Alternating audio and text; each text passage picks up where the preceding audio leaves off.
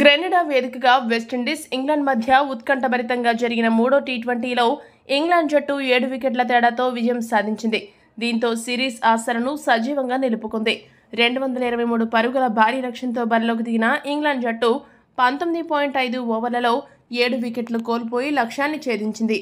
ఈ మ్యాచ్ ఆఖరి ఓవర్లో ఇంగ్లాండ్ విజయానికి 21 పరుగులు అవసరమయ్యాయి. విండీస్ కెప్టెన్ పావెల్ బంతిని సీనియర్ ఆటగాడు ఆండ్రీ రస్సెల్కు బంతిని అందించాడు. అయితే స్ట్రైక్లో ఉన్న హ్యారీ బ్రూక్ తొలి బంతినే బౌండరీగా మలిచాడు.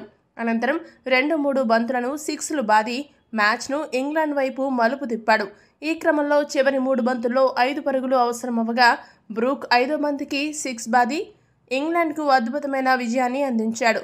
బ్రూక్ కేవలం 7 బంతుల్లో 31 పరుగులు బాది అబ్బురపరిచాడు. ఇంగ్లాండ్ బ్యాటర్లలో బ్రూక్తో పాటు ఓపెనర్ ఫిల్ సాల్ట్ అజేయ శతకంతో చెలరేగాడు.